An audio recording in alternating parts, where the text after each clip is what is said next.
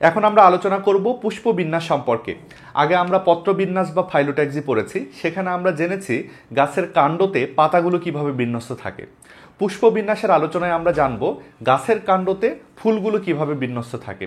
আমরা লক্ষ্য করে দেখেছি গাছের কাণ্ডের কিছু স্থানে অনেকগুলো ফুল একত্রে গুচ্ছ করে অবস্থান করে। একগুচ্ছ ফুলকে কিন্তু বলা হয় ফুলের থোকা, তাই না বলো? ফুলের থোকাকেই ভালো বাংলায় বলা হয় পুষ্পমঞ্জরি। পুষ্পমঞ্জরি মানেই হচ্ছে অনেকগুলো ফুল, একগুচ্ছ ফুল বা ফুলের থোকা, যাকে ইংরেজিতে বলা হচ্ছে ইনফ্লোরেসেন্স। ইনফ্লোরেসেন্স বা পুষ্পমঞ্জরি কি তাহলে? অনেকগুলো ফুল গুচ্ছ করে অবস্থান করে, ফুলের ওই গুচ্ছটাকে বলা হচ্ছে কিন্তু পুষ্পমঞ্জরি বা ইনফ্লোরেসেন্স। এখন গাছের বিভিন্ন রকম পুষ্পমঞ্জরি পাওয়া যায়, বিভিন্ন রকম পুষ্প বিন্যাস পাওয়া যায়, সেই বিন্যাসগুলো আমাদের পড়তে হবে। মেইনলি গাছের মধ্যে দুই ধরনের পুষ্প বিন্যাস পাওয়া যায়, তাদের নামগুলো আমি লিখে ফেলি। পুষ্পবিন্যাস গাছের মধ্যে তাহলে দুই ধরনের পাওয়া যায়। দুই ধরনের পুষ্পবিন্যাস পাওয়া যায়, লক্ষ্য করো। একটাকে বাংলায় বলা হচ্ছে নিয়ত, আরেকটাকে বলা হচ্ছে কিন্তু অনিয়ত পুষ্পবিন্যাস। একটা নিয়ত পুষ্পবিন্যাস, আরেকটা হচ্ছে অনিয়ত পুষ্পবিন্যাস। নিয়তটাকে ইংরেজিতে বলা হচ্ছে সাইমোস, আর অনিয়তকে ইংরেজিতে বলা হচ্ছে রেসেমোস। তাহলে দুই রকম আমরা পুষ্পবিন্যাস পাচ্ছি, রেসেমোস এবং হচ্ছে সাইমোস। একটা হচ্ছে নিয়ত পুষ্পবিন্যাস আর একটা হচ্ছে অনিয়ত পুষ্পবিন্যাস। এগুলো আসলে কি আমাদের একদম সংক্ষেপে একটু বুঝতে হবে, তারপর এগুলো নিয়ে ডিটেলসে আলোচনা করব। দেখো, পুষ্পবিন্যাস মানে তো ফুলের থোকা। যদি এরকম হয় কোনো ফুলের থোকা, দেখো এটা একটা ফুলের থোকা, যার সবচেয়ে উপরের দিকে দেখা যাচ্ছে একটা বড় ফুল ফুটে আছে, তার নিচে দেখা যাচ্ছে তুলনামূলক একটু ছোট ফুল, তার নিচে দেখা যাচ্ছে আরো ছোট ছোট ফুল। আর এখানে দেখা যাচ্ছে উল্টা ঘটনা। এখানে ঘটনা কিন্তু ঠিক উল্টো, লক্ষ্য করো। এটা একটা ফুলের থোকা, ফুলের থোকার সবচেয়ে উপরের দিকে পাওয়া যাচ্ছে ছোট্ট একটা ফুল, তার একটু নিচে পাওয়া যাচ্ছে তুলনামূলক আরেকটু বড় ফুল, তার আরেকটু নিচে পাওয়া যাচ্ছে তুলনামূলক আরো বড় ফুল, আরেকটু নিচে পাওয়া যাচ্ছে বড় ফুল, আর সবার নিচে পাওয়া যাচ্ছে বেশ বড় বড় ফুল। দেখো, দুটাই কিন্তু ফুলের থোকা। এটাও গাছের একটা ফুলের থোকা, ওটাও গাছের একটা ফুলের থোকা, কিন্তু দুইটার ফুলের বিন্যাসে একটা বড় পার্থক্য রয়েছে। এখানে দেখা যাচ্ছে সবচেয়ে বয়স্ক যে ফুলটা সেটা উপরের দিকে অবস্থান করছে, উপরের দিকেই সবচেয়ে বয়স্ক ফুলটা পাওয়া যাবে, এবং সবচেয়ে কনিষ্ঠ ফুলটা তুলনামূলক নিচে পাওয়া যাবে। কিন্তু আমরা যদি রেসিমোসের বেলায় চলে যাই, এখানের ঘটনা ঠিক উল্টা। সবচেয়ে কনিষ্ঠ ফুলটাই কিন্তু উপরে অবস্থান করছে এবং সবচেয়ে বয়স্ক ফুলটাই কিন্তু নিচে অবস্থান করছে। এটা একটা পার্থক্য আমরা জানলাম ফুলের থোকার। এটা একটা বড় পার্থক্য রেসিমোস এবং সাইমোসের, কিন্তু মূল পার্থক্য এইটা না। মূল পার্থক্য তার নামের মধ্যে দেওয়া আছে। এখানে সাইমোস শব্দের মানে হচ্ছে নিয়ত এবং রেসিমোস শব্দের অর্থ হচ্ছে অনিয়ত। নিয়ত, অনিয়ত এই শব্দগুলো তো বাংলা শব্দ, তাই না? এগুলোর অর্থ কি? আমি কিছু সমার্থক শব্দ বলছি, তাহলে তোমরা ভালো বুঝতে পারবে। নিয়তর সমার্থক শব্দ হচ্ছে সসীম বা নির্দিষ্ট। নিয়ত মানেই হলো নির্দিষ্ট, এবং অনিয়ত মানে হচ্ছে অসীম বা অনির্দিষ্ট। তাহলে যে ফুলের থোকাগুলোর বৃদ্ধি কতটুকু হবে আমরা নির্দিষ্ট করে বলতে পারি। যে ফুলের থোকাগুলোর বৃদ্ধি সসীম, তাদেরকেই কিন্তু আমরা বলছি নিয়ত পুষ্পমঞ্জরি। অর্থাৎ একটা ফুলের থোকা এত বড় হবে আমরা বুঝতে পারছি, তাকে বলবো আমরা কিন্তু নিয়ত পুষ্পমঞ্জরি। আর যে ফুলের থোকাগুলো কত বড় হবে আমরা বুঝতে পারছি না, যার অনির্দিষ্ট পরিমাণ বৃদ্ধি হতে পারে, অনেক বড় হয়ে যেতে পারে, 1-2 ফুট পর্যন্ত হয়ে যেতে পারে, তাকে আমরা কিন্তু বলবো অনিয়ত পুষ্পমঞ্জরি বা রেসিমোস। অনিয়ত পুষ্পমঞ্জরি কত বড় হবে আমরা আইডিয়া করতে পারি না, হয়তো 1.5 ফুট 2 ফুট হয়ে যেতে পারে, কিন্তু নিয়ত পুষ্পমঞ্জরি কত বড় হবে আমরা দেখেই বুঝতে পারি। এই হচ্ছে ঘটনা। তাহলে এভাবে কিন্তু সংজ্ঞা দেওয়া যেতে পারে, যে পুষ্পমঞ্জরিগুলো অনির্দিষ্টভাবে বৃদ্ধি পায় তাকে আমরা বলবো হচ্ছে অনিয়ত পুষ্পমঞ্জরি বা রেসিমোস। আর যে পুষ্পমঞ্জরিটার বৃদ্ধি নির্দিষ্ট তাকে আমরা বলবো কিন্তু নিয়ত পুষ্পমঞ্জরি বা সাইমোস। ছবিতে দেখো, ব্যাপারটা কিন্তু আরো ভালো পরিষ্কার হবে। এই পুষ্পমঞ্জরি বা ফুলের থোকাটা দেখা যাচ্ছে সবার উপরের দিকের ফুলটা ফুটে গেছে, এরপর কিন্তু পুষ্পমঞ্জরিটার বড় হওয়ার কোনো চান্স নাই। তাহলে পুষ্পমঞ্জরিটা এত বড় হবে যে আমরা কিন্তু আইডিয়া করতেই পারছি এর চেয়ে তো আর বড় হচ্ছে না। সবচেয়ে উপরের দিকের ফুলটা ফুটে গেছে, নিচের দিকে আরো ফুটতে পারে, কিন্তু ফুলের থোকা আর তো বড় হচ্ছে না। ফুলের থোকা তো এত বড়ই, এর চেয়ে তো আর বড় হবে না। এই জায়গাতে আরো অনেক ফুল ফুটতে পারে, সমস্যা নাই, কিন্তু ফুলের থোকা তো আর লম্বা হচ্ছে না। তাহলে এর বৃদ্ধিটা নির্দিষ্ট না, এর বৃদ্ধিটার একটা নির্দিষ্ট সীমা রয়েছে না, এই জন্যই তাকে কিন্তু আমরা বলছি নিয়ত বা সাইমোস। কিন্তু দেখো এই পুষ্পমঞ্জরির ব্যাপারে কিন্তু গ্যাঞ্জাম আলাদা। এখানে হচ্ছে কি দেখো, সবার উপরের দিকে কিন্তু রয়েছে কনিষ্ঠ ফুলগুলো, নিচের দিকে রয়েছে বয়স্ক ফুল। আস্তে আস্তে এই ফুলটাও বয়স্ক হবে, এটাও বয়স্ক হবে, এই ফুলটাও বয়স্ক হবে, কনিষ্ঠ ফুলটাও বয়স্ক হবে, উপরের দিকে আরও কনিষ্ঠ ফুল তৈরি হবে, আরও কনিষ্ঠ ফুল তৈরি হবে। এভাবে পুষ্পমঞ্জরিটা বড় হতেই থাকবে। তোমরা রজনীগন্ধার স্টিক দেখেছো, রজনীগন্ধা কিন্তু এভাবে বাড়তেই থাকে। আমরা বাজার থেকে রজনীগন্ধা কিনে এনে সেটাকে পানিতে ডুবিয়ে রাখলে দেখা যায় বেশ লম্বা হয়ে যায়, অনেক খানিকটা লম্বা হয়ে যায়। এটা গণিতের অসীম না, গণিতের অসীম মানে তো অনেক লম্বা, ওরকম না, কিন্তু হয়তো 1 ফুট 2 ইঞ্চি নাকি 1 ফুট 10 ইঞ্চি এটা তো আমরা বুঝতে পারছি না। কত বড় লম্বা হবে এটা কিন্তু আমরা নির্ধারণ করে বলতে পারছি না। তাহলে এর বৃদ্ধিটা একটু অনির্দিষ্ট না, এই জন্য এটাকে কিন্তু বলবো আমরা অনিয়ত বা রেসিমোস। রেসিমোসে তাহলে পুষ্পমঞ্জরির অনির্দিষ্ট বৃদ্ধি হবে, এবং সাইমোসের ক্ষেত্রে আমরা দেখব পুষ্পমঞ্জরির নির্দিষ্ট পরিমাণ বৃদ্ধি হবে। এটাই হচ্ছে রেসিমোস এবং সাইমোসের মূল বক্তব্য। একটা গুরুত্বপূর্ণ ব্যাপার আগে আমরা শিখব, তারপরে আমরা নিয়ত এবং অনিয়ত পুষ্পমঞ্জরির ব্যাপারে আর একটু ডিটেলস আলোচনা করব। ব্যাপারটা লক্ষ্য করো, এটা যদি একটা পুষ্পমঞ্জরি হয়, ফুলের থোকা হয়, আমি যদি হচ্ছে অনিয়তই আঁকি, বড় ফুল নিচে আর একটু ছোট ফুল উপরে, আরও ছোট ফুল উপরে, যত উপরে যাব ফুলগুলো তত বেশি ছোট হবে আস্তে আস্তে। আচ্ছা, এই জিনিসটা আমরা দেখছি। এখন দেখো এই পুরা জিনিসটাকে কিন্তু বলা হচ্ছে ফুলের থোকা। ফুল আছে, ফুলের বোটা আছে, মাঝখানে একটা দণ্ড আছে, কাণ্ড আছে, সব মিলে কিন্তু ফুলের থোকা। এই ফুলের থোকাতে 3টা জিনিস মেইনলি পাওয়া যায়। একটা পাওয়া যায় হলো ফুল, ফুলকে বলা হয় পুষ্প, ইংরেজিতে বললে হচ্ছে ফ্লাওয়ার। বোঝো কনসেপ্টগুলো।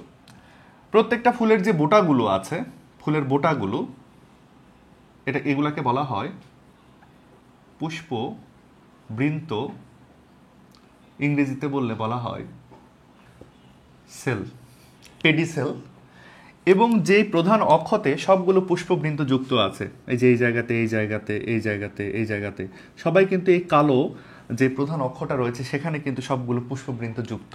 এই জিনিসটাকে আমরা কি বলবো? এই কালো এই জিনিসটাকে আমরা বলবো হচ্ছে মঞ্জরি দণ্ড, মঞ্জরি দণ্ড বা পেডাঙ্কল। তাহলে আমরা একটা ফুলের থোকাতে 3টা জিনিস পাই মেইনলি, ফুল পাই, ফুলের বোটা বা পুষ্পবৃন্ত পাই, এবং সবাই মিলে এসে যে প্রধান অক্ষতে যুক্ত থাকে তাকে বলা হয় মঞ্জরি দণ্ড বা পেডাঙ্কল। এই 3টা জিনিস কিন্তু আমরা পাই। তাহলে আমরা এভাবেও কিন্তু সংজ্ঞা দিতে পারি, আমরা বলতে পারি নিয়ত পুষ্প মঞ্জরিতে মঞ্জরি দণ্ডের বৃদ্ধি নির্দিষ্ট, কিন্তু অনিয়ত পুষ্প মঞ্জরিতে মঞ্জরি দণ্ডের বৃদ্ধি, এই কালো রঙের মঞ্জরি দণ্ডটার বৃদ্ধি কিন্তু অনির্দিষ্ট, অসীম। এই হচ্ছে ঘটনা। তাহলে মঞ্জরি দণ্ড কোনটা এবং পুষ্পবৃন্ত কোনটা, এটা ভালো করে মনে রেখো। এই জিনিসটা, ফুলের বোটাটাকে বলবো আমরা পুষ্পবৃন্ত, এবং যেই প্রধান অক্ষতে সবগুলো ফুলের পুষ্পবৃন্ত যুক্ত থাকবে তার নাম হচ্ছে মঞ্জরি দণ্ড। নিয়ত পুষ্প মঞ্জরিকে মোট 4টা ভাগে ভাগ করা হয়। সে ভাগগুলোর নাম আমরা একটু লক্ষ্য করি। একটা হচ্ছে একক, ইংরেজিতে যদি বলি তাহলে হবে সলিটারি। নিয়ত পুষ্পমঞ্জরির একটা প্রকারের নাম হচ্ছে একক বা সলিটারি। দ্বিতীয় যে প্রকারটা আমরা পাই তার নাম হচ্ছে একপার্শ্বীয়। একপার্শ্বীয় ইংরেজিতে বললে হবে মনোক্যাসিয়াম। তারপরে তৃতীয় যে প্রকারটা রয়েছে তার নাম হলো দ্বিপার্শ্বীয়। দ্বিপার্শ্বীয় ইংরেজিতে বললে বলা যাবে ডাইক্যাসিয়াম। এবং চতুর্থত যেটা রয়েছে তার নাম হলো বহুপার্শ্বীয়। বহুপার্শ্বীয় ইংরেজিতে যদি বলি তাহলে হবে পলিক্যাসিয়াম। নিয়ত পুষ্পমঞ্জরিকে মোট 4 ভাগে ভাগ করা হচ্ছে, একক বা সলিটারি, মনোক্যাসিয়াম বা একপার্শ্বীয়, ডাইক্যাসিয়াম বা 2 পার্শ্বীয়, এবং পলিক্যাসিয়াম বা বহুপার্শ্বীয়। সংজ্ঞায় যাব না, সংজ্ঞা পরীক্ষায় আসবে না, সরাসরি আমি চিত্র দেখাবো আর উদাহরণটা তোমাদেরকে বলে দেব। লক্ষ্য করো, উদাহরণ মুখস্থ না করলেও চলবে, বিশেষ করে একক বা সলিটারি এই উদাহরণটাই অলওয়েজ পরীক্ষায় আসে। কি কাহিনী হবে এখানে? একটা পুষ্পমঞ্জরি, সেখান থেকে থাকবে হচ্ছে একটা পুষ্পবৃন্ত এবং বৃন্তের মাথায় থাকবে একটাই ফুল। তাহলে কোনো পুষ্পমঞ্জরিতে যদি একটাই মাত্র ফুল থাকে সেটাই তাহলে হবে কিন্তু একক। এককগুলো কার প্রকার? এককগুলো কিন্তু সাইমোসের বা নিয়তের প্রকার। কেন নিয়ত বলতো? কারণ এই ফুলের থোকাটা কত বড় হবে কিন্তু আমরা আইডিয়া করতে পারছি। ফুলের থোকা তো হয়ে গেছে, আর তো ফুলের থোকা বড় হবে না। এটার উদাহরণ হয় জবা। তোমরাই বলো তো, একটা জবার ফুলের থোকা কত বড় হবে আমরা কিন্তু আইডিয়া করতে পারি, কারণ একটা থোকাতে একটাই ফুল, একটা ফুল যত বড় হয়েছে তত বড়ই, এ থোকার তার বড় হওয়ার চান্স নাই। মঞ্জরি দ্বন্দ্বের তো অসীম বৃদ্ধি পাওয়ার কোনো চান্স নাই। এই জন্য এটা কিন্তু হচ্ছে নিয়ত বা সাইমোস। সাইমোসের কোন প্রকারের মধ্যে পড়ছে? এককের মধ্যে পড়ছে। আশা করি ব্যাপারটা বুঝলে তোমরা। একপার্শ্বীয়, যাকে ইংরেজিতে বলা হচ্ছে মনোক্যাসিয়াম, এ ব্যাপারটা আসলে কেমন লক্ষ্য করো। এটা হচ্ছে একটা মঞ্জরি দ্বন্দ্ব। আমরা আগেই জেনেছি যে নিয়ততে সবচেয়ে বয়স্ক যে পুষ্পটা উপরের দিকে ফুটে যায়। তাহলে দেখো এখানে বয়স্ক পুষ্পটা উপরের দিকে ফুটে গেছে। তারপরে বয়স্ক পুষ্পটা যখন ম্যাচিওর হয়ে যাবে, মঞ্জরি দ্বন্দ্বের এক পাশ থেকে একটা শাখা তৈরি হবে। একপার্শ্বীয় নাম যেহেতু একপার্শ্বীয়, তাই মঞ্জরি দ্বন্দ্বের এক পার্শ্ব থেকে একটা শাখা তৈরি হবে এবং এই শাখাটার শীর্ষে, মঞ্জরি দ্বন্দ্বের এই শাখাটার শীর্ষে এখানে একটা ফুল তৈরি হবে। তারপরে কি হবে দেখো, এই মঞ্জরি দ্বন্দ্ব থেকেও একটা শাখা তৈরি হবে। এই শাখাটার শীর্ষেও একটা এরকম আমরা ফুল দেখতে পাবো। আবার দেখো এই মঞ্জরি দ্বন্দ্ব থেকে এখান থেকে একটা শাখা তৈরি হবে। এক পাশে কিন্তু শাখাগুলো তৈরি হচ্ছে, এই জন্য কিন্তু বলা হচ্ছে কি একপার্শ্বীয়। এখানে একটা ফুল তৈরি হবে। এভাবে ফুল তৈরি হতেই থাকবে। এরকম পুষ্পমঞ্জরি আমরা কোথায় পাই? হাতিসুর নামক একটা ফুলের মধ্যে। হাতিসুর ফুলটা অনেক পরিচিত, ছোট্ট একটা ফুল, জঙ্গলে জন্মে। তো ওই ফুলটার মধ্যে আসলে এরকম একপার্শ্বীয় বা মনোক্যাসিয়াম পুষ্পবিন্যাস বা ইনফ্লোরেসেন্স পাওয়া যায়। দ্বিপার্শ্বীয় তাহলে কেমন হবে? আরও সিম্পল, বুঝতেই পারছো।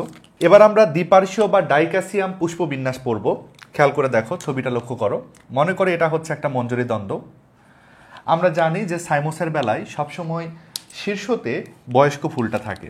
বয়স্ক ফুলটাকে আমি শীর্ষতে দিয়ে দিলাম। যেহেতু দ্বিপার্শ্বীয়, তাই মঞ্জরি দ্বন্দ্বের দুই পাশে দুইটা শাখা তৈরি হবে। খেয়াল করো, মঞ্জরি দ্বন্দ্বের দুই পাশে দুইটা শাখা তৈরি হলো, দ্বিপার্শ্বীয় যেহেতু। এবং এই শাখাগুলোতে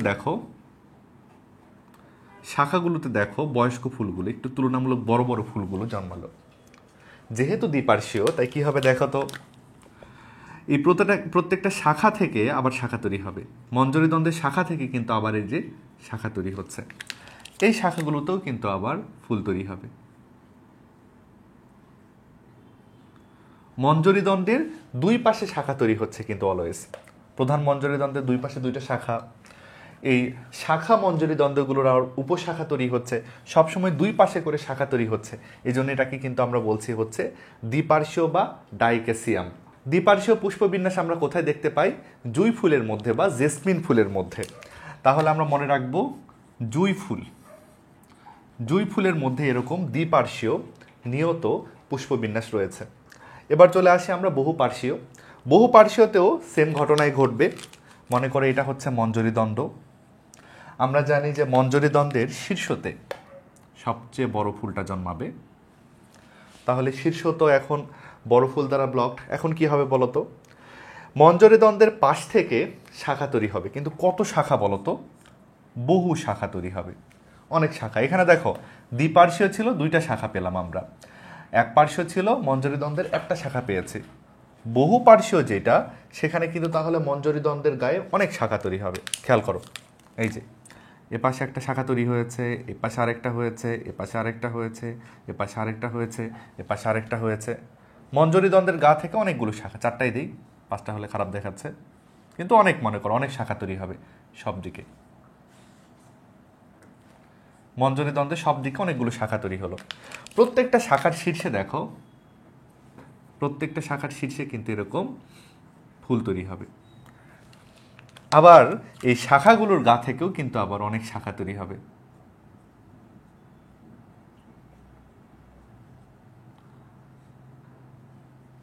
শাখাগুলোর গা থেকে কিন্তু আবার অনেক শাখা, আবার সেখানেও কিন্তু ফুল তৈরি হবে। অনেক গ্যাঞ্জাম হয়ে যাচ্ছে, কিন্তু কনসেপ্ট আশা করি তোমরা বুঝতে পেরেছো। এটাকে আমরা বলছি কিন্তু বহুপার্শ্বীয়। বহুপার্শ্বীয় কোথায় পাওয়া যায়? বহুপার্শ্বীয় পাওয়া যায় আমাদের ভেন্না নামক একটা গাছ আছে, গ্রামে খুব পাওয়া যায়, যেটাকে শহরের ভাষায় বলা হয় ক্যাস্টর অয়েল, তাই না? ক্যাস্টর অয়েল যেই গাছের বীজ থেকে বানানো হয়, সেই গাছের যে ফুলগুলো রয়েছে, সে ফুলের মধ্যে কিন্তু এরকম বহুপার্শ্বীয় নিয়ত পুষ্পবিন্যাস পাওয়া যায়। এটাকে ভেন্না বলে ডাকা হয়, গ্রামে ভেন্না বলে ডাকা হয়। আমি ভেন্নাই লিখলাম, ক্যাস্টর ইংরেজিটাও লিখে দিই, ক্যাস্টর। ক্যাস্টর যে সিড রয়েছে, এই সিডের গাছটার নামই হচ্ছে ভেন্না গাছ। সেখানে কিন্তু এরকম বহুপার্শ্বীয় নিয়ত পুষ্পবিন্যাস পাওয়া যায়। আমরা আগে জেনেছিলাম পুষ্পবিন্যাস দুই প্রকার, রেসিমোস এবং সাইমোস, অনিয়ত এবং নিয়ত। নিয়তের একটা কনসেপ্ট ছিল যে এদের কতটুকু পুষ্পমঞ্জরির বৃদ্ধি ঘটবে সেটা কিন্তু আমরা আগে থেকে বুঝতে পারবো। দেখো প্রত্যেকের ক্ষেত্রেই কিন্তু আইডিয়া করা যাচ্ছে। এই যে দেখো উপরের দিকে কিন্তু বয়স্ক ফুলটা থাকতে হবে, এদের প্রত্যেকেরই দেখো শীর্ষতে কিন্তু বয়স্ক ফুলটা অবস্থান করছে। সবাই যে একটাই প্রকারের মধ্যে পড়ছে বুঝতে পারছো? প্রত্যেকেরই দেখো বয়স্ক ফুলটা কিন্তু উপরে অবস্থান করছে, প্রত্যেকেরই বয়স্ক ফুলটা কিন্তু উপরে অবস্থান করছে। এবং এখানে আরও একটা বোঝার মতো ব্যাপার হচ্ছে, প্রত্যেকেরই কিন্তু মঞ্জরি দণ্ডটা কত বড় হবে আমরা কিন্তু বুঝতে পারছি। এই যে দেখো শীর্ষতে বড় ফুলটা ফুটে গেছে, তো আর লম্বা হতে পারবে না, এও তো আর লম্বা হতে পারবে না, এরা কেউ কিন্তু অসীম লম্বা হতে পারবে না। এই জন্যই কিন্তু এটাকে বলা হচ্ছে নিয়ত বা সাইমোস। সাইমোসের যে প্রকারভেদগুলো ছিল আশা করি তোমরা বুঝছো। এবার আমরা রেসিমোসের প্রকারগুলো পড়ব। রেসিমোসের অনেকগুলো প্রকার রয়েছে, প্রকারগুলোর নাম আমি লিখছি, তোমরা লক্ষ্য করো। রেসিমোসের একটা প্রকারের নাম হচ্ছে রেসিম, আরেকটা প্রকারের নাম হচ্ছে স্পাইক, আরেকটা প্রকার প্রকৃতপক্ষে প্রকার না, তারপর আমি প্রকার হিসেবেই লিখি, এটা হচ্ছে স্পাইকলেট। তারপরে 4 নাম্বার হিসেবে আমরা মনে রাখতে পারি ক্যাটকিন।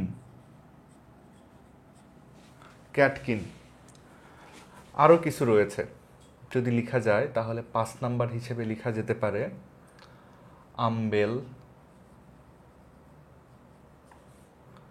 6 হিসেবে লেখা যেতে পারে করিম্ব, 7 হিসেবে লেখা যেতে পারে ক্যাপিচুলাম এবং 8 হিসেবে লেখা যেতে পারে স্প্যাডিক্স।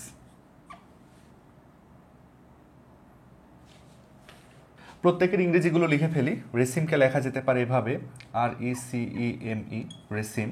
স্পাইক ইংরেজিতে লেখা হয় স্পাইক, ইংরেজিগুলো মাথায় রাখতে পারো। Spikelet, spikelet. ক্যাটকিনের ইংরেজি হচ্ছে এরকম ক্যাটকিন। Umbel, umbel. করিম্বের ইংরেজি কেমন দেখো? তোমরা অনেকেই জানো যে এম বি পাশাপাশি থাকলে এখানকার বিটা উচ্চারণ হয় না, এটার আসল উচ্চারণ হলো করিম, কিন্তু বইয়ে করিম লেখা থাকে, এই জন্য আমি করিম লিখেছি। ক্যাপিচুলামের ইংরেজি অনেকটা এরকম ক্যাপিচুলাম, এবং স্প্যাডিক্সের ইংরেজি হচ্ছে স্প্যাডিক্স, এরকম। তাহলে রেসিমোসের 8 রকম প্রকারের নাম আমি লিখলাম, এটাই মেন। আরও কিছু রয়েছে, সেগুলো আমাদের না পড়লেও চলবে। তো এইগুলাকে ব্যবহার করে আরও অনেক প্রকার বানানো যেতে পারে, অর্থাৎ ধরো হচ্ছে স্পাইকেরও আরও কিছু প্রকার রয়েছে, স্পাইকলেটের আবার কিছু প্রকার রয়েছে, ক্যাটকিনের আবার প্রকারভেদ রয়েছে। সেগুলো মিলে যদি আমরা একত্রিত করতে চাই অনেক বেশি প্রকার হয়ে যাবে। সিম্পলি আমরা এই কয়টা প্রকারভেদ সম্পর্কে একটু আলোচনা করব। রেসিমোসের সঙ্গে আমরা আগে থেকে জানি পুষ্পমঞ্জরিটা অনিয়ত বর্ধনশীল, অর্থাৎ পুষ্পমঞ্জরিটা অনির্দিষ্ট পরিমাণে বড় হবে। কত বড় হবে আমরা আসলে জানি না। এছাড়াও দেখা যাবে যে বয়স্ক পুষ্পগুলো নিচের দিকে অবস্থান করবে এবং কনিষ্ঠ পুষ্পগুলো উপরের দিকে অবস্থান করবে। এই সিম্পল ফিচারগুলো কিন্তু এই 8টার মধ্যে আমরা পাবো। আমরা প্রত্যেকটা ছবি এঁকে এঁকে একটু বোঝার চেষ্টা করি। লক্ষ্য করো রেসিম তাহলে কেমন হবে। রেসিমোসের কথা ভাবতে গেলে যে চিত্রটা মাথায় আসে, তাই না, এই জিনিসটাই হচ্ছে রেসিম। রেসিমের বেলায় দেখা যাবে মঞ্জরি দণ্ড থাকবে, মঞ্জরি দণ্ডতে ফুলগুলো ধরে ধরে থাকবে। মঞ্জরি দণ্ডতে প্রথমে বড় ফুলগুলো, তারপরে তুলনামূলক ছোট ফুল, আরেকটু ছোট ফুল, আরও ছোট, আরও ছোট, এভাবে বাড়তে থাকবে। মানে আমরা রেসিমোসের কথা যেটা জানি ওটাই হলো রেসিম, কোনো ঝামেলা নাই। একটা মঞ্জরি দ্বন্দ্ব রয়েছে এবং মঞ্জরি দ্বন্দ্বতে প্রথমে বড় ফুল, তারপরে ছোট ফুল, তারপর আরও ছোট ফুল, এভাবে কনিষ্ঠ ফুলগুলো পর্যায়ক্রমে সজ্জিত হয়েছে। এই পুষ্প বিন্যাসটাকেই কিন্তু আমরা বলবো হচ্ছে রেসিম, অর্থাৎ রেসিমোসের সবচেয়ে বেসিক কনসেপ্টটাই হচ্ছে কি রেসিম। এরকম ফুল কোথায় দেখা যাবে? এরকম পুষ্প বিন্যাস দেখা যাবে সরিষাতে। সরিষার পুষ্প মঞ্জরিটা তুমি যদি লক্ষ্য করো তাহলে দেখবে অনেকটা এরকম ঘটনা ঘটেছে।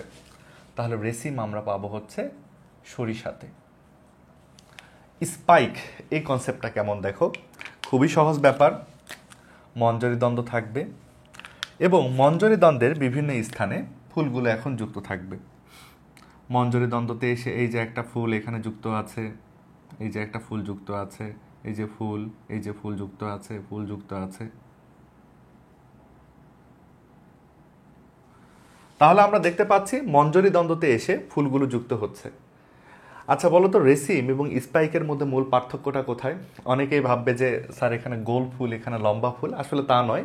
এখানে মূল ব্যাপারটা হচ্ছে রেসিমের বেলায় প্রত্যেকটা ফুলের একটা করে বোটা আছে, প্রত্যেকটা ফুলের কিন্তু একটা করে বোটা আছে, পেডিসেল রয়েছে এখানে।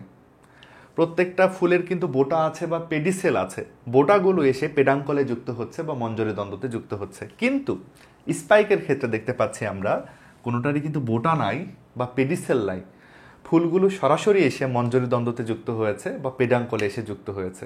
পেডিসেল পেডাঙ্কল আগেও তোমাদের বুঝিয়েছি, বুঝতে পারছো? রেসিম এবং স্পাইকের মধ্যে কিন্তু এটাই পার্থক্য। স্পাইক পুষ্পবিন্যাস কোথায় দেখা যায় একটু মনে করো তো।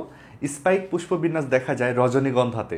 রজনীগন্ধার স্টিকে দেখো কোনো ফুলেরই কিন্তু বোটা নাই, যদিও রজনীগন্ধার ফুলগুলো এভাবে সজ্জিত থাকে না, একে অপরের বিপরীতে অর্থাৎ প্রতিমুখ হয়ে অবস্থান করে না, তারপরেও রজনীগন্ধার ফুলগুলো কিন্তু এরকম বোটাবিহীন। আমি যার ছবি এঁকেছি এর সঙ্গে বেশি মিল কিন্তু গমের, তো আমি লিখে ফেলি রজনীগন্ধা, গম, এদের কিন্তু এরকম আমরা স্পাইক পাবো। রজনীগন্ধা, তারপরে হচ্ছে গম, এদের মধ্যে তাহলে আমরা কিন্তু স্পাইক পুষ্পবিন্যাস পাবো। এবার আমাদের আলোচনার বিষয় হচ্ছে স্পাইকলেট। স্পাইকলেট টপিকটা পরীক্ষার জন্য খুব গুরুত্বপূর্ণ, সবাই মনোযোগ দিয়ে লক্ষ্য করো। প্রথমে শব্দটার অর্থ জেনে নেই। স্পাইকলেট দুইটা শব্দের সমন্বয়ে গঠিত। এখানে স্পাইক একটা শব্দ, লেট আরেকটা শব্দ। স্পাইক মানে তো স্পাইক, লেট মানে হচ্ছে ছোট। সবসময় মনে রাখবে লেট মানে হচ্ছে ছোট, তার মানে স্পাইকেরই ছোট্ট একটা অংশের নাম হচ্ছে স্পাইকলেট। এই যে এটার নাম হলো স্পাইক, স্পাইকেরই একটা ছোট্ট অংশের নাম হচ্ছে স্পাইকলেট। যদিও ব্যাপারটা পুরোপুরি সত্য নয়, তারপরও শব্দটা এরকমই অর্থ দিচ্ছে। স্পাইকেরই একটা ছোট্ট অংশের নাম হচ্ছে স্পাইকলেট। তোমরা মনে রেখো স্পাইকলেট কিন্তু কোনো পুষ্পমঞ্জরি বা ইনফ্লোরেসেন্স নয়, এটা পুরোপুরি কোনো পুষ্পমঞ্জরি বা ইনফ্লোরেসেন্স নয়, বরং পুষ্পমঞ্জরিরই একটা ছোট্ট অংশের নাম। স্পাইকেরই একটা ছোট্ট অংশের নাম হতে পারে স্পাইকলেট, অথবা ক্যাটকিনের একটা ছোট্ট অংশের নাম হতে পারে স্পাইকলেট, অথবা প্যানিকলের একটা ছোট্ট অংশের নাম হতে পারে স্পাইকলেট। স্পাইকলেট বিভিন্ন পুষ্পমঞ্জরির ছোট্ট একটা অংশের নাম। খেয়াল করো, এটা যদি গম হয়, এই স্পাইকটা যদি গম হয়, তাহলে এই যে ছোট্ট অংশটা রয়েছে না, এটাকেই বলবো আমরা স্পাইকলেট। এটাকে আমরা বলবো কি একটা স্পাইকলেট। যদিও গম এরভাবে প্রতিমুখ করে থাকে না, গম কোনাকুনি করেই থাকে। এটার নাম হচ্ছে একটা স্পাইকলেট, এটার নাম হচ্ছে একটা স্পাইকলেট। যদি এটা গম হয়, মনে রেখো, যদি এটা গম হয়, গমের যদি একটা স্পাইক হয়, তাহলে গমের স্পাইকের প্রত্যেকটা এই যে খণ্ডগুলোকে বলবো এক একটা স্পাইকলেট। কিন্তু যদি এটা রজনীগন্ধা হয়, তাহলে এই প্রত্যেকটা খণ্ডকে আমরা এক একটা স্পাইকলেট বলতে পারবো না, তখন এদের কিন্তু আমাদের ফুল বলতে হবে। তাহলে তোমরা বুঝতেই পারছো রজনীগন্ধার ফুলটা স্পাইকলেট হবে না, তবে গমের ফুলগুলো স্পাইকলেট হবে। এর কারণ কি? এর কারণ হচ্ছে স্পাইকলেট হওয়াটা ঘাস গোত্রের বৈশিষ্ট্য। ঘাস গোত্র বা পোয়েসি গোত্রের যে সদস্যরা, তাদের মধ্যেই কিন্তু সাধারণত স্পাইকলেট পাওয়া যায়। যেমন ধান, গম, দুর্বা ঘাস, আখ, ভুট্টা, এদের মধ্যে আমরা সাধারণত স্পাইকলেট দেখতে পাবো। যেমন ধান, গম, এদের মধ্যে কিন্তু আমরা শুধু স্পাইকলেট দেখতে পাবো। এছাড়াও সাধারণ ফুল এবং স্পাইকলেটের মধ্যে কিছু পার্থক্য রয়েছে। সাধারণ ফুলের মধ্যে সাধারণত মঞ্জরিপত্র বা উপমঞ্জরিপত্র থাকে, কিন্তু স্পাইকলেটের মধ্যে গ্লুম বলে একগুলো জিনিস থাকে যারা স্পাইকলেটকে খুব ভালো করে প্রতিরক্ষা দেয়।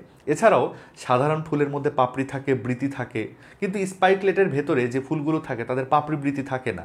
এর পরিবর্তে এখানে থাকে লুডিকিউল নামের এক ধরনের অংশ বা পুষ্পপুট বলে এক ধরনের অংশ।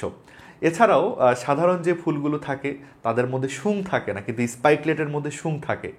আমি একটা স্পাইকলেট তোমাদের এঁকে দেখাই, বিশেষ করে গমের যে স্পাইকলেটটা আছে সেটা এখন এঁকে দেখাই। স্পাইকলেট নিয়ে পরে আবার আমি একটু বিস্তারিত আলোচনা করব যখন আমি তোমাদের ধানের ফুল পড়াবো। আপাতত গমের স্পাইকলেটটা একটু দেখাই। আমি যদি গমের এখানকার একটা স্পাইকলেটকে তুলে আনি, এখানকার মনে করে এই স্পাইকলেটকে এখান থেকে তুলে আনা হলো, তাহলে কেমন দেখাবে দেখো। বললাম স্পাইকলেটের দুই পাশ দিয়ে প্রোটেক্টিভ কিছু আবরণ থাকে, এই যে এই জিনিসগুলো আছে দুপাশ দিয়ে, যারা গমের ফুলটাকে কিন্তু রক্ষা করবে। এই জিনিসগুলোর নাম হলো গ্লুম, এদের নাম হচ্ছে গ্লুম। এদেরকে অ্যাকচুয়ালি বলা হয় শূন্য গ্লুম, কারণ ফুলের সঙ্গে এদের কোনো সম্পর্ক নাই। তারপরে দেখা যায় আরও কিছু এরকম অংশ, এই অংশগুলোকেও বলা হয় গ্লুম, তবে এদের আরও সুন্দর নাম আছে। এই যে শুংওয়ালা যে অংশটা, এটার নাম হচ্ছে লেমা, আর উপরের দিকে যেটা রয়েছে তার নাম হলো প্যালিয়া। এদের ভেতরে থাকে হচ্ছে লুডিকিউল নামের একটা অংশ, তাছাড়া থাকে গর্ভাশয়, তারপরে আমরা পুংস্তবক, স্ত্রীস্তবক, যা খুশি সব কিছু আমরা দেখতে পাই। আবার দেখতে পাই এপাশে আরও একটা হচ্ছে এরকম ফুল দেখতে পাবো আমরা, যে ফুলটার মধ্যে কিন্তু হচ্ছে এই যে এইগুলা, এইটাকে বলবো আমরা তাহলে লেমা, এটাকে বলবো আমরা প্যালিয়া। ভেতরের আমরা কিন্তু তাহলে পাবো হচ্ছে লুডিকিউল, তারপরে আমরা পাবো গর্ভাশয়, পুংস্তবকগুলো আমরা পাবো। বুঝতে পারছো, এটা হলো স্পাইকলেটের স্ট্রাকচার। একটা স্পাইকলেটের ভেতরে কয়েকটা ফুল থাকতে পারে, কিন্তু স্পাইকলেট কোনো সম্পূর্ণ পুষ্পমঞ্জরি নয়। এই দুটা ফুল দিয়ে কি একটা পুষ্পমঞ্জরি হওয়া সম্ভব বলো? দুটা ফুল দিয়ে পুষ্পমঞ্জরি হচ্ছে না। এটা তাহলে একটা পুষ্পমঞ্জরিরই ছোট্ট একটা অংশের নাম, স্পাইকের একটা ছোট্ট অংশের নাম হলো স্পাইকলেট। অথবা প্যানিকল, ধানের যে পুষ্পমঞ্জরিটা সেটাকে বলে প্যানিকল। ধানের পুষ্পমঞ্জরিটা আমি তোমাদের একটু এপাশে দেখাই। ধানের পুষ্পমঞ্জরি একটু এরকম জটিল, দেখো। একটা হচ্ছে মঞ্জরি দ্বন্দ্ব, সেখান থেকে শাখা বের হয়ে যায়, এখান থেকে শাখা বের হয়ে যায় অনেকগুলা, শাখাগুলোর আবার তৈরি হয় প্রশাখা, আর এইগুলাতে এসে এসে বিভিন্ন ফুল ধরে থাকে। ধান কিন্তু এরকম, মনে করো তোমরা একটু, ধানের যে ফুলটা আমরা দেখি, ধানের যে পুষ্পমঞ্জরিটা দেখি, তার স্ট্রাকচার কিন্তু এরকম, গমের মতো না। এই স্ট্রাকচারটাকে বলা হয় প্যানিকল। প্যানিকল আসলে রেসিমোস সাইমোস কোনোটার ভেতরেই পড়ে না, এই জন্য লেখা হয়নি। তো এই ধানের এটার নাম হচ্ছে প্যানিকল। এই প্যানিকলের যে প্রত্যেকটা অংশগুলো দেখছে না, এগুলো এক একটা স্পাইকলেট। এটাকে জুম করে দেখলে অনেকটা এরকমই দেখাবে। বুঝতে পারছো? তাহলে স্পাইকলেট বিভিন্ন রকম পুষ্পমঞ্জরির ছোট্ট একটা অংশের নাম। কোন পুষ্পমঞ্জরিগুলা? বিশেষ করে হচ্ছে স্পাইক বা প্যানিকলের অথবা ক্যাটকিনের ছোট অংশের নাম হলো স্পাইকলেট। স্পাইকলেট সাধারণত ঘাস গোত্রের মধ্যে পাওয়া যায়। এটা কিসের বৈশিষ্ট্য বলতো? ঘাস গোত্রের যে উদ্ভিদগুলো রয়েছে তাদের বৈশিষ্ট্য, এটা মনে রাখতে হবে আমাদের। স্পাইকলেট কেন এটাকে বলা হচ্ছে? কারণ এটাতে গ্লুম থাকে, এখানে শুং থাকে, মানে মোট কথায় ফুলটাকে প্রোটেক্ট করার জন্য অনেক অংশ থাকে এখানে। এরপর আমরা পড়ব ক্যাটকিন। ক্যাটকিন ব্যাপারটা কি? ক্যাটকিনের এই ক্যাট শব্দটা তোমরা মনে রেখো, তাহলেই হবে। ক্যাট মানে কি? বিড়াল। এই ফুলের যেই থোকাটা রয়েছে, এই পুষ্পমঞ্জরিটা রয়েছে, এটা দেখতে অনেকটা বিড়ালের লেজের মতো। ব্যাপারটা এরকম যে হচ্ছে এটা একটা গাছ, এখানে একটা গাছ রয়েছে, গাছের পাতা টাতা এগুলা, এখান থেকে দেখো একটা পুষ্পমঞ্জরি বেরিয়ে এসছে। অনেক সময় এরকম হয় না যে উপরের দিক থেকে ফুলগুলো নিচের দিকে ঝুলে ঝুলে আছে? এই অবস্থায় কিন্তু আমরা ক্যাটকিন পেতে পারি। ক্যাটকিনের বেলায় যেটা হয়, ফুলগুলো কিন্তু দেখো এভাবে ঝুলে ঝুলে রয়েছে।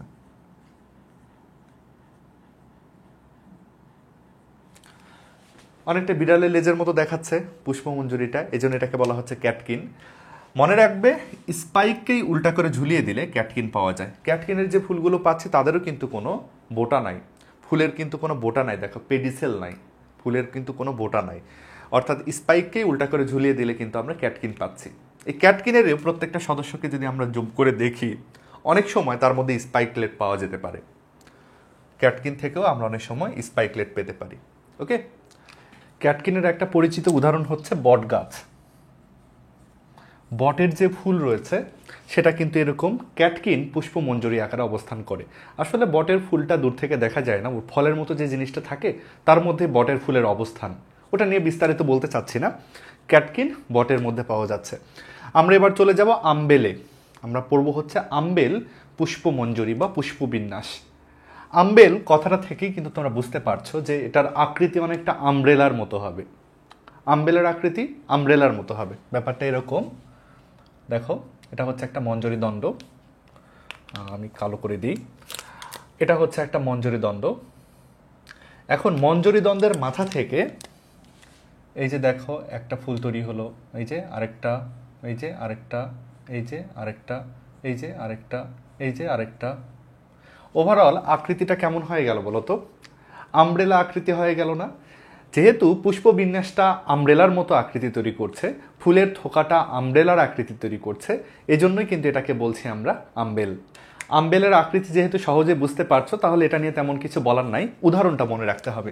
আম্বেল আমরা পাবো হচ্ছে ধনিয়াতে, আমাদের খুবই পরিচিত একটা উদ্ভিদ, যার পাতাগুলোকে আমরা সবজির সাথে খাই, সালাদের সাথে খাই। ধনিয়া, ধনিয়ার ফুলটাকে যদি তুমি লক্ষ্য করো, অনেকটা তার আকৃতি আমব্রেলার মতো। এবার চলে যাই আমরা করিম। এটার উচ্চারণ আসলে করিম না, লাস্টের এই বিটা উচ্চারণ হয় না, উচ্চারণ হওয়া উচিত তাহলে করিম, তাই না? তারপরও বই অনেক জায়গায় করিম লেখা আছে। এখন করিম এই আকৃতিটা কেমন? এটা আমব্রেলার মতোই, কিন্তু এটি একটু আলাদা। ডিফারেন্সটা বোঝার চেষ্টা করো। এটা হচ্ছে মঞ্জরি দণ্ড। আম্বেলে কি হলো দেখো তো, আমব্রেলার মতোই মঞ্জরি দণ্ডের শীর্ষ থেকে অনেকগুলো পুষ্পবৃন্ত বা ফুলের বোটা তৈরি হলো, সবগুলা ফুল তৈরি হলো। কিন্তু করিম্বের বেলায় গ্যাঞ্জাম আছে। দেখো এখান থেকে একটা ফুল, এখান থেকে আরেকটা ফুল, এখান থেকে আরেকটা ফুল, এখান থেকে আরেকটা ফুল, আরেকটা ফুল, আরেকটা ফুল, আরেকটা। আশা করি আর এটা ব্যাখ্যা করা লাগবে না, তোমরা সহজে বুঝতে পারছো করিম্বের আকৃতিটা কেমন। দেখো আম্বেলের বেলায় আমরা দেখলাম একটা আমব্রেলার মতো আকৃতি তৈরি হলো, আর করিম্বের বেলায় দেখতে পেলাম আমরা পুষ্পমঞ্জরির বিভিন্ন জায়গা থেকে, পুষ্পমঞ্জরির বিভিন্ন জায়গা থেকে ফুলের বোটা বা পুষ্পবৃন্তগুলো বের হয়ে যাচ্ছে। এখানে দেখো এক বিন্দু থেকে কিন্তু সবাই বের হয়ে গেছে, আর এরা বিভিন্ন জায়গা থেকে বের হয়ে যাচ্ছে। এবং ফুলের বোটাগুলোর আকৃতি দেখো বিভিন্ন সাইজের, এটা সবচেয়ে ছোট, তার চেয়ে একটু বড়, তার চেয়ে একটু বড়। কিন্তু এখানে দেখো ফুলের বোটাগুলো সবাই সমান। করিম বা আমব্রেলার মধ্যে পার্থক্যটা আশা করি বুঝতে পারছো। আমব্রেলা তো আমব্রেলার মতো, করিম মোটামুটি উপরে যে সমান হয়ে যাচ্ছে। এখন প্রশ্ন হচ্ছে, এরকম পুষ্পমঞ্জরি বা ফুলের থোকা আমরা পাবো কোথায়? আমাদের খুবই পরিচিত একটা ফুল এরকম, নাম লিখলে তোমরা অবাক হয়ে যাবে, নাম হচ্ছে কৃষ্ণচূড়া। কৃষ্ণচূড়া, কৃষ্ণচূড়ার ফুলটা বা ফুলের থোকাটা অনেকটা এই করিম আকৃতির। এই পুষ্পমঞ্জরি কৃষ্ণচূড়াতে পাবো আমরা। এবার চলে যাব আমরা ক্যাপিচুলামে। ক্যাপিচুলাম পুষ্পমঞ্জরিটা পরীক্ষার জন্য খুবই গুরুত্বপূর্ণ, এখান থেকে অনেক এমসিকিউ আসে।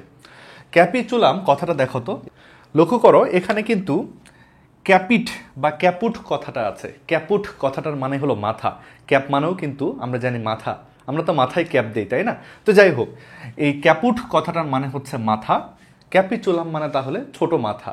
এই ফুলের আকৃতিটা অনেকটা মানুষের মাথার মতো বা কোনো প্রাণীর মাথার মতো দেখায়, বিজ্ঞানীদের এরকম মনে হয়েছে, তাই পুষ্পমঞ্জরিটার নাম দেওয়া হয়েছে ক্যাপিচুলাম। তোমাদের মজার একটা ব্যাপার বলি, আমাদের যে গাঁদা ফুল আছে বা সূর্যমুখী ফুল আছে, অর্থাৎ অ্যাস্টেরেসি ফ্যামিলির যত ফুল আছে সবাই ক্যাপিচুলাম পুষ্পমঞ্জরি করে অবস্থান করে। খুবই একটা মজার তথ্য শুনলে তোমরা খুব মজা পাবে, সেটা হচ্ছে গাঁদা ফুলকে আমরা একটা ফুলই মনে করি, একটা গাঁদা ফুল মানে একটা গাঁদা ফুল মনে করি, কিন্তু গাঁদা ফুল আসলে একটা ফুল না, বরং অনেকগুলা ফুলের সমষ্টি, কয়েকশো ফুলের সমষ্টি। মজার ব্যাপার না? আমরা যে গাঁদা ফুলটা দেখি না, ওটা কিন্তু একটা গাঁদা ফুল না। ওই গাঁদা ফুলের যে প্রত্যেকটা পাপড়ির মতো জিনিসপত্রগুলোকে দেখছো না, ওইগুলা কিন্তু এক একটা ফুল। গাঁদা ফুলের মধ্যে প্রায় কয়েকশো ছোট ছোট ফুল আছে, ওই ফুলগুলোকে আমরা পাপড়ি হিসেবে মনে করি, একটু ভুল করে ফেলি, কিন্তু আসলে ওগুলো পাপড়ি না, ওগুলো প্রত্যেকটা এক একটা ফুল। এবং পুরা গাঁদা ফুলটা এটা কিন্তু একটা ফুল না, এটা হচ্ছে একটা ফুলের থোকা বা পুষ্পমঞ্জরি। তার মানে গাঁদা ফুল বা সূর্যমুখী ফুল, বা শীতকালে আমাদের হচ্ছে অনেক ফুল লাগাই আমরা, অ্যাস্টার লাগাই, জিনিয়া লাগাই, পিটুনিয়া লাগাই, আমরা বিভিন্ন রকম ফুল আমরা বাগানে লাগাই। শীতকালের যে ছোট ছোট ফুলগুলো পাওয়া যায়, ওগুলো সবাই ক্যাপিচুলামের উদাহরণ, এবং ওগুলা কেউ সিঙ্গেল ফুল না, ওরা কিন্তু অনেকগুলা ফুলের সমষ্টি, বা ওরা একটা ফুলের গুচ্ছ, বা ওরাই হচ্ছে পুষ্পমঞ্জরি। কিভাবে ব্যাপারটাকে তোমাদের ব্যাখ্যা করে দিই, আমি একটা গাঁদা ফুলে এঁকে ফেলি। লক্ষ্য করো, এটা মনে করো একটা গাঁদা ফুলের গোড়ার দিকটা, গাঁদা ফুলের গোড়ার দিকে এটা আমরা দেখতে পাচ্ছি মঞ্জরি দ্বন্দ্ব। এখন গাঁদা ফুলের মধ্যে আমরা দেখতে পাই চারপাশ দিয়ে এরকম কিছু বড় বড় কিছু পাপড়ি পাওয়া যাচ্ছে গাঁদা ফুলের। দুই পাশ দিয়ে বড় বড় কিছু আমরা পাপড়ির মতো জিনিসপত্র দেখতে পাই। আগেই বললাম এগুলো কেউ পাপড়ি না, এগুলো এক একটা ফুল। এবং গাঁদা ফুলের ভেতরের দিকে দেখতে পাই আমরা এরকম সরু সরু লম্বা লম্বা পাপড়ির মতো কিছু জিনিসপত্র, তাই না বলো? এরকম আকৃতির যে ফুলগুলো, ফুল না আসলে পুষ্পমঞ্জরি, এই আকৃতির পুষ্পমঞ্জরিকে কিন্তু আমরা বলছি হচ্ছে ক্যাপিচুলাম। আমাদের মনে রাখতে হবে ক্যাপিচুলামের মধ্যে 2 রকম পাপড়ি রয়েছে, আসলে পাপড়ি না, তারা কিন্তু ফুল। তাহলে ক্যাপিচুলাম পুষ্পমঞ্জরির মধ্যে 2 রকম ফুল রয়েছে। বাইরের দিকে যে পাপড়ির মতো ফুলগুলো রয়েছে এদেরকে বলা হয় রে ফ্লোরেট বা রে পুষ্পিকা, মানে রে ফুল।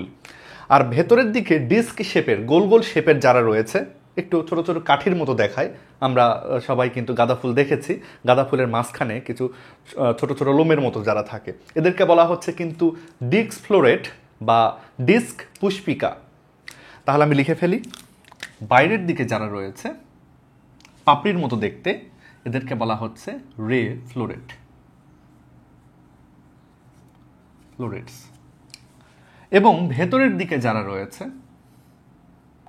ডিস্ক শেপের বলে, এদেরকে বলা হচ্ছে ডিস্ক ফ্লোরেটস। তাহলে 2 রকম আমরা পুষ্প দেখতে পাচ্ছি ক্যাপিচুলাম পুষ্পমঞ্জরির মধ্যে। এদের ব্যাপারে আরও একটা তথ্য মনে রাখতে হবে। মনে রাখতে হবে রে ফ্লোরেট যারা, এদের মধ্যে কিন্তু আসলে ফুলের যে পুং স্তবক, স্ত্রী স্তবক, এই জিনিসগুলো থাকে না। এরা আসলে শুধু একটা পাপড়ির মতো জিনিস দিয়ে গঠিত, অর্থাৎ এরা সম্পূর্ণ ফুল নয়। এদের চেহারা সুন্দর বলে এই জিনিসগুলো কিন্তু দেখতে আসলেই সুন্দর। একটা সূর্যমুখী ফুলের কিন্তু বাইরের এই রে ফ্লোরেটসগুলাই কিন্তু দেখতে বেশি সুন্দর। এরা আসলে সৌন্দর্য বর্ধনের জন্যই থাকে, এরাই কিন্তু পোকামাকড়কে আকৃষ্ট করে। আমরা মনে রাখবো এদের মধ্যে কিন্তু কোনো লিঙ্গ নাই, এদের মধ্যে পুং স্তবক, স্ত্রী স্তবক নাই, অর্থাৎ এরা কিন্তু বন্ধা বা স্টেরাইল। এরা হচ্ছে বন্ধা বা স্টেরাইল।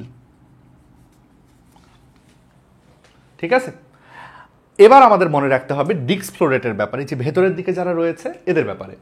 এরা কিন্তু প্রকৃতপক্ষে লিঙ্গ ধারণ করে, অর্থাৎ এদের মধ্যে পুং স্তবক, স্ত্রী স্তবক এই ব্যাপারগুলো থাকে। তাহলে এরা কেমন বলতো? এরা হচ্ছে উর্বর। ডিস্ক ফ্লোরেটগুলো কিন্তু হচ্ছে উর্বর বা fertile, fertile, sorry fertile, fertile. তাহলে আমরা মনে রাখবো, তোমাদের অনেক সময় পরীক্ষায় কিন্তু প্রশ্ন আসে যে একটা বন্ধা ফুলের উদাহরণ দাও বা একটা নিউটার ফুলের উদাহরণ দাও। নিউটার মানেও কিন্তু বন্ধা, বা একটা হচ্ছে লিঙ্গহীন বা বন্ধা ফুলের উদাহরণ দাও। যখনই এরকম বন্ধা ফুলের উদাহরণ চাইবে তোমরা বলবে ক্যাপিচুলাম পুষ্পমঞ্জরির রে ফ্লোরেটগুলা হচ্ছে বন্ধা ফুলের উদাহরণ। ওকে, তাহলে আমরা কিন্তু ক্যাপিচুলাম এটা খুব ভালো করে মনে রাখবো। আমি একটু উদাহরণগুলো লিখে দিই তোমাদের। অনেক উদাহরণ রয়েছে, তোমরা অনেক উদাহরণ বের করতে পারবে। ওই গাঁদা ফুল বা সূর্যমুখী ফুলের মতো দেখতে যত ফুল আছে সবাই ক্যাপিচুলামের মধ্যে যাবে। আমি গাঁদাই লিখে ফেললাম, শুধু গাঁদা, সূর্যমুখী, গাঁদা, সূর্যমুখী।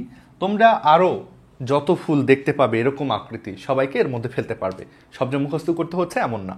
এবার আমরা বিশেষ ধরনের একটা পুষ্পমঞ্জরি নিয়ে আলোচনা করব, নাম হচ্ছে স্প্যাডিক্স। স্প্যাডিক্সের ব্যাপারে যে তথ্যগুলো রয়েছে সেগুলো একটু তোমরা মিলিয়ে নাও।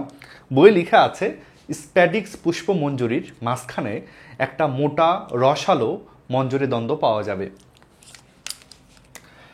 তাহলে মোটা রসালো একটা মঞ্জরি দ্বন্দ্ব, এক্ষেত্রে সব জায়গায় আমরা কেমন চিকন পাতলা একটা করে মঞ্জরি দ্বন্দ্ব বা পেডাঙ্কল পেয়েছি। এক্ষেত্রে দেখো মঞ্জরি দ্বন্দ্বটা কিন্তু বেশ মোটা এবং রসালো। এবং দেখা যাবে মঞ্জরি দ্বন্দ্বতে বৃন্তহীন ফুল ধরে থাকবে, অবৃন্ত ফুল ধরে থাকবে, এবং এই ফুলগুলো হবে একলিঙ্গ বা ইউনিসেক্সুয়াল। তাহলে তথ্যগুলো যদি আমি লিখে ফেলি, রসালো মঞ্জরি দ্বন্দ্ব, মঞ্জরি দ্বন্দ্ব, রসালো মঞ্জরি দ্বন্দ্ব। দ্বিতীয় তথ্য হচ্ছে বৃন্তহীন ফুল, বৃন্তহীন ফুল ধরে থাকবে, ফুল একলিঙ্গ, ফুলগুলো হবে কেমন একলিঙ্গ।